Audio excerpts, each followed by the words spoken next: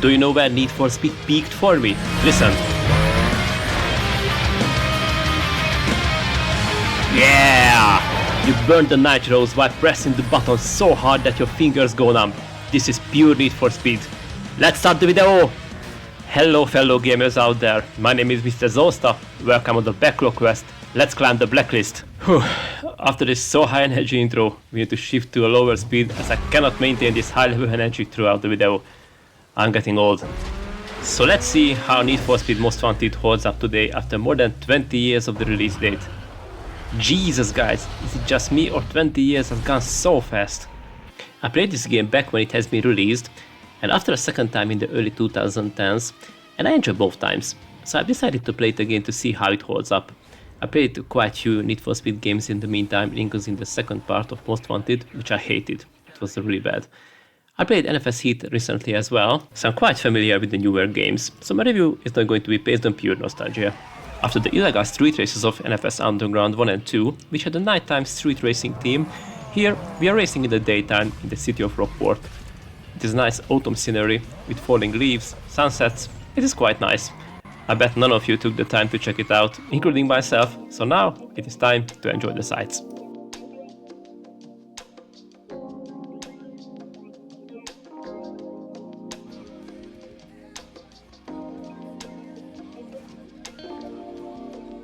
Alright, this is not Midtown Madness. Do you remember that game? Anyway, get back to the racing. The stories in Need for Speed games are not really serious. Here, I have to say, a bit better.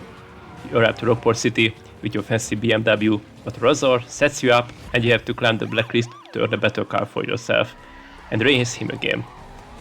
The cutscenes are so cheesy, the acting is quite funny, how everyone is so tough and cool. And, of course, we have Mia, who helps you and has a very interesting walk. I'm sure that she walks like this in the grocery store too. As I mentioned, in Need for Speed Most Wanted, we have the blacklist, which contains 15 races to beat, and before you can race them, you have to reach various milestones.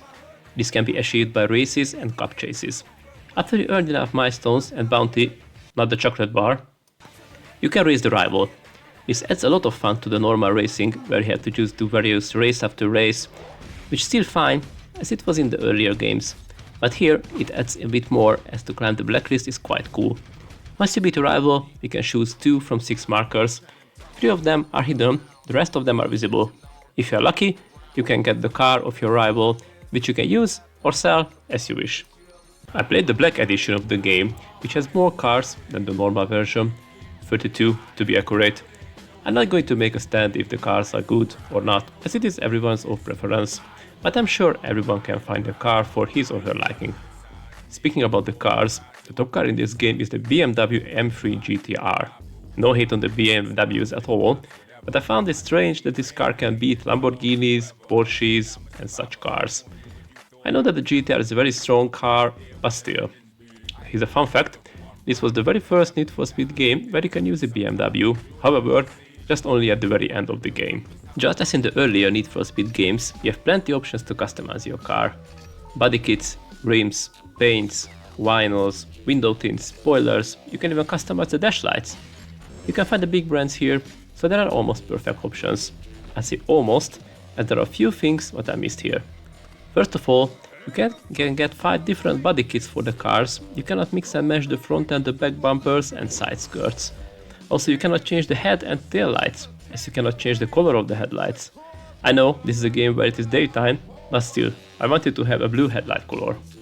You can find the most common race types in the game, but there are new ones, which is a welcome addition because they are fun and adds a lot of variety. You have to race through speed cameras to achieve a minimum speed to clear the race, or you have to speed through the toll boats within a time limit. This reminds me of the old arcade racing games like Outrun.